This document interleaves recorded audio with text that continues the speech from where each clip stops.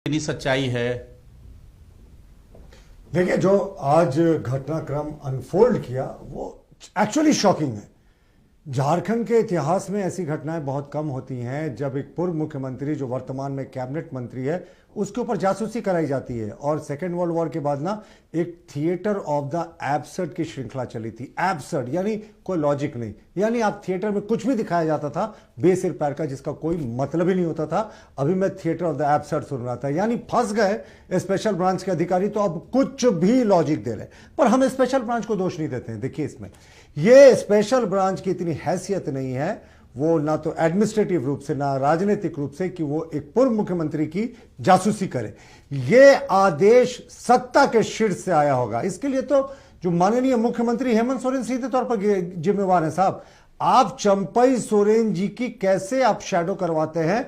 जो एफआईआर होता है दिल्ली पुलिस स्टेशन में, उसके बारे में लिखा जाता है कि 2 अफसर कलकत्ता तक जाते हैं इनके साथ, फिर उसी फ्लाइट में उड़ते हैं, फिर उसी फ्लाइट के बाद उसी होटल के उसी फ्लोर में ठहरते हैं, और एक महिला आती है उनसे कमरे में भेंट करती है, जो सामान्य तौर पर 5 स्टार होटलों में अलाउड नहीं होता या 4 स्टार होटलों में अलाउड नहीं होता। कोई फीमेल गेस्ट को ऊपर के तल्ले पे आने की इजाजत नहीं होती। जो गेस्ट होता है वो नीचे जाकर मिलता है। तो उसके बाद ये कैसे संभव हुआ कि एक महिला आई? आखिर इसके पीछे क्या साजिश थी साहब?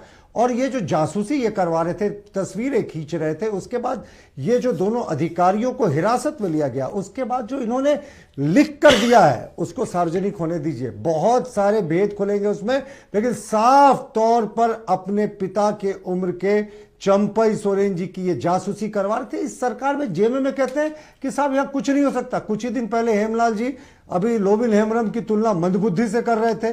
कभी ये विभीषण कह देंगे, अपने सहयोगियों से कहलवा देंगे चंपई सोरेन जी को, तो कभी ये गद्दार जैसे शब्दों का प्रयोग करवा देंगे राजेश ठाकुर से चंपई सोरेन जी के लिए। मैंने नहीं टोका, मैंने नहीं टोका, मैंने नहीं टोका, मैंने नहीं टोका, मैंने नहीं टोका। बीच में हेमलाल जी हम आपके पास आएंगे। देखिए, मैंने नहीं टोका किसी को, इसको चलने दीजिए। बहुत 50 मिनट का समय। अरे आप अपने समय में बोलिएगा ना, फिर क्यों मेरा मुंह खुलवा रहे हैं?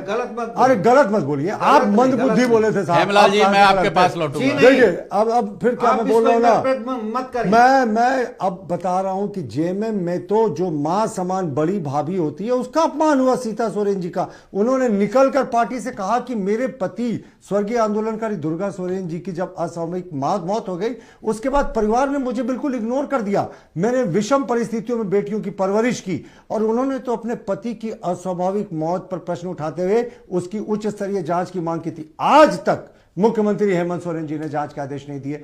लेकिन अब चंपई सोरेन जी पर जो इस तरह के जासूसी करवा रहे हैं, ये हद कर दिया आपने।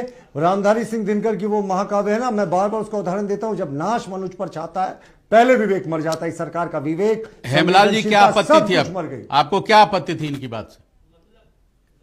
देखिए, इन्होंने जो कहा ये मंदबुद्धि वाली जो बात है, मैंने किसी का उदाहरण दिया था वहां, कांके का जो आपका और ऋण पास है, प्रकरण था चंपई सोरेन, ऋण पास में है, ऋण पास उदाहरण दे रहे थे कि मंदबुद्धि को दिया जाता है, वही रटे हुए हैं। ये सब शर्मनाक है।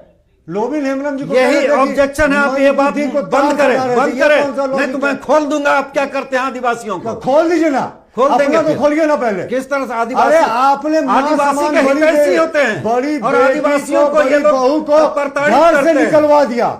सीता सोरेन, मैं बता रहा हूँ, सीता सोरेन करके मैं बता रहा हूँ, ये लोग जब बात आई है मैं बता रहा हूँ। सीता सोरेन जी के आप नहीं हो सकते मृत्युंजय जी, मैं बता रहा हूँ सीता सोरेन की कहानी।